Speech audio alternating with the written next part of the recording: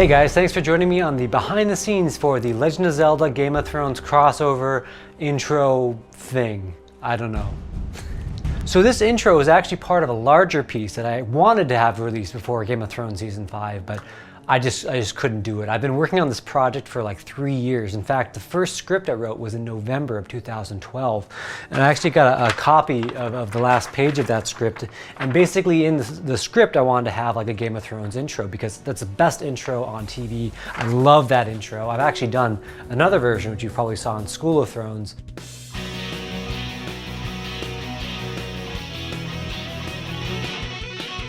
So I decided to go with Link to the Past because it's one of my favorite maps. Like, I just look at this map and I want to play the game after I look at that map because it's just so well thought out. Like every cave, every little secret, it's perfect. Some of the techniques I did were using splines and just basically simple tracing tools and then popping everything up. Because Adama, my friend from high school, actually did a great job helping me with some of the models, but the way he did the mountains would have been too complex for me to do because it's basically more box modeling, like you have to actually move verts around and it would look more like Game of Thrones, but it was just a little bit more difficult than what I wanted to do. And I tried to make sure that every extrusion was roughly the same height, like I think it was 200 or whatever scale I was working in. And so that way I could just, oh, well, this is going to be 200 up from that. So I tried to make every kind of movement and measurement uniform. So maybe we were a little bit ambitious with this project where we say, oh, you know, there's not that many sprites in the game. I mean, look, they're just repeating that same tree over and over again. So there's actually a ton of unique models that I had to make for this thing, things that just don't repeat at all. Like for instance, there's something you don't even see in the actual cut. There's actually like 40 to 50 individual little sprites that we had to recreate. And you know, even if each one of those takes like an hour to like make and then texture, that's a huge amount of work. So the more assets, the more work, obviously. So basically how I created this scene is I took the highest resolution image of the Link to the Past world map that I could find, and not necessarily with pixel accuracy, but pretty close. You can see if I zoom into one of my objects here. I tried to recreate what that object would look like as a low polygon model. And you can see I used a lot of beveling. And beveling is very important to kind of just take edges and make them a little bit more realistic, because one of the big things with CG is you can have perfectly sharp edges, and those rarely exist in real life. I mean, maybe you have knives and things like that, but most objects, if you look at them, they have a slight bevel to the edges. You can see just that here. And it's just something that catches the light really nicely. Like you can kind of see like, the transition between surfaces isn't so harsh. So most of the geometry is pretty light, but where I could, I tried to bevel edges. Probably the most important technique in this project was instancing. So basically, whenever we made like an object, we would instance that wherever it was seen again on the set. So if there's like a change to the shaders, or there's like some kind of like, you know, oh, the model is too heavy, we just replace that initial object, and then everything that's instanced, all the clones, just repopulate with whatever we've done. This map was extremely confusing spatially. So on the left side, things would be going up and up and up levels, and on the right side, even though like it connects at the top, there's no change in elevation, not at least the visible change in elevation that you have in this map. So obviously a big concern in this project is how do you make it all animate, because there's so many little moving parts, and if you had keyframes for everything, it would just be a nightmare to make any changes. Like, oh, this is too slow, this is too fast, it's not matching the time on my camera. So I found a way to control all that animation with one object. I animated just one object, so here's like a little shrub animation where it starts underground and it kind of pops up above the ground. And so I'm cloning this on these little tiny polygons here, as you can see. And if I've scrubbed through, there's no animation. Now, that's because under this cloner object, under transform, I have the time set to fixed. And I think that this is also important, weight, because I have this random effector, just like this giant cube that is basically set to do a weight transform of a time offset here. So it's offsetting the time forward 160 frames. So once the clones enter that volume, they start to animate. So if you want to learn more about that technique, I'm going to put a little link in the description that tells you all about how to use a random effector to control your clones. So I made everything in Cinema 4D, but Octane Render Engine, which is a plugin that you can get for Cinema 4D, is what really made this project easy for me because it made look development instantaneous. I can see what I'm doing pretty much real time. Like I can actually I can go for a dull look, but I don't like that, maybe like really shiny or somewhere in the middle. Like I'm getting almost real-time feedback. Let's make this a different color. And I can see what that looks like. Bam, it's done. Now, another cool thing is it has this really awesome dirt shader. So let me get closer. And you can create these really cool worn edge looks. Like I actually didn't paint any of these maps. This is just it finding edges based on tolerance values that I set. These edges, I didn't like unwrap the UVs. In fact, this is just like a spherical UV mapping. Like I don't even think there's UVs on this object. I just basically plopped on a texture and I used the dirt parameter inside this channel here to find the edges. Like I can actually increase where it starts to get dirty. It's kind of funny, the only objects we actually UV'd were the ones that Edgar worked on, the stone, as well as the figures in the title sequence, the Deku Shrub, the Zora, and the Goron. Those little wooden sculptures he made were the only objects that were UV'd and properly textured. The rest was just slapped on, you know, cubic or spherical, UV mapping, whatever looked the best. So yeah, it's pretty crazy how far you can get with just that using Octane and the dirt shader. Lighting was easy. I don't know. What do you want me to say? Use an HDRI and a sunlight object, and I think I had 6 area lights. I probably didn't even need them. I just felt odd just using, you know. So there's the sun. I made it nice and big so that the shadows would be very soft. I figured it would create more of like a model look, something that was indoors. So as you can see, playing around with Octane is really fun. It takes a lot of the guesswork out of placing your lights and things, and you can create really cool looks really fast. I think it's a great render engine. If I was going to render this off the CPU, it would take me maybe 10-15 minutes to see what the scene looked like. But here I'm getting a rough within seconds of me making a change. I can get a really good idea of what's in my scene. You can see that there's some things in this viewport that aren't here, and that's because I've turned them off in my viewport, but on final render, they render out. Just because having them all active makes the scene way too heavy to deal with. So I got a great image out of Octane, but obviously you want to take any CG render you do and bring it into compositing because you can really sweeten the image there. You can add atmosphere, you can add a lot of things that are difficult to do in 3D. I have an alpha channel here, but I also have it without alpha.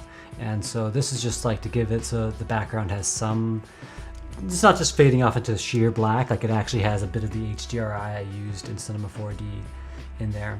And so I put those layers through a color correction, which basically is designed to kind of take some of the heat off of this sheen. Like it's really, really bright because I want to add on some glow on top of that. So I also use some AO, so I can show you what that looks like. This is the AO multi-pass out of Octane. And so I'm using that as well as Real Smart Motion Blur. I love this plugin. It's the best plugin because it basically adds motion blur to footage that doesn't really have motion blur in it. Like say if you're doing stop motion or CGI rendering, you can render motion blur in Octane, but I couldn't figure it out in time and I just decided, you know what, I'll do it in post because it's fast. So I've got a sharpen layer going on, then I have the Real Smart, and then I blur it.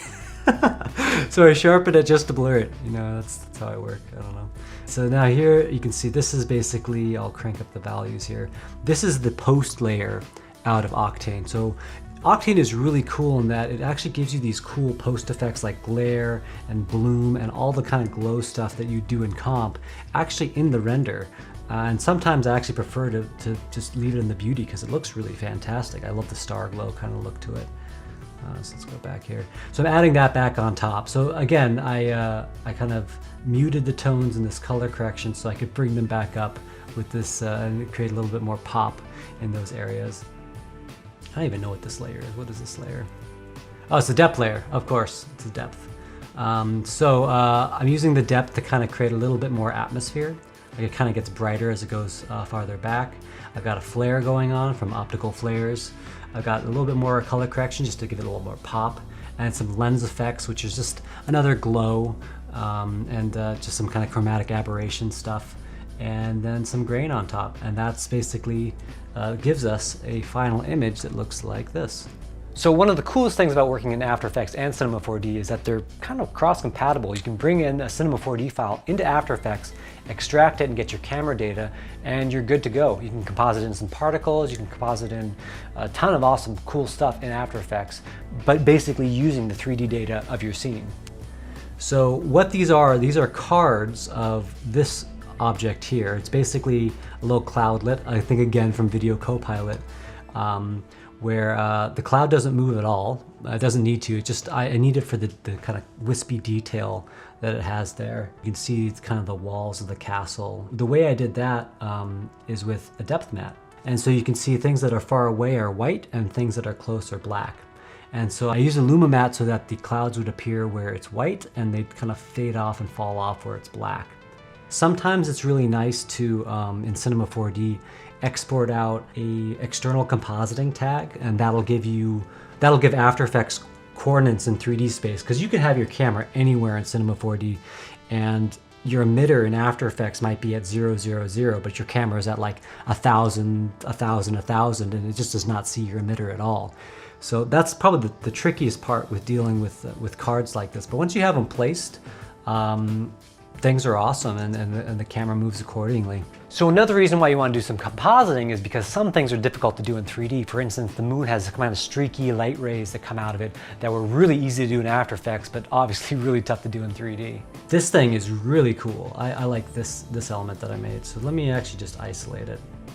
I even called it awesome. See, turbulent rays, smaller, awesome, because that's what it is.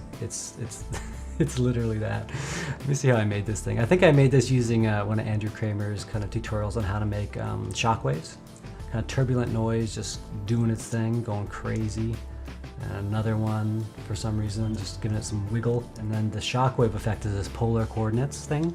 And so that basically makes it into this weird spherical kind of shape. And then using curves to kind of crunch it down a little bit to kind of create a stronger alpha on this stuff. So let's go back here.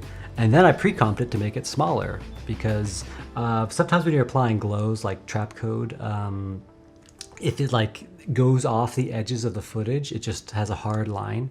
So sometimes I like to make effects like this smaller inside a bigger pre-comp, so that if I'm adding a glow, it doesn't clip on the edges. And yeah, you can see here I'm just using shine, that trap code. I mean, it's still clipping on the edges, but you know, I think that we're always wide enough so that we don't see that. I got more turbulence this place, and just some levels adjust on it.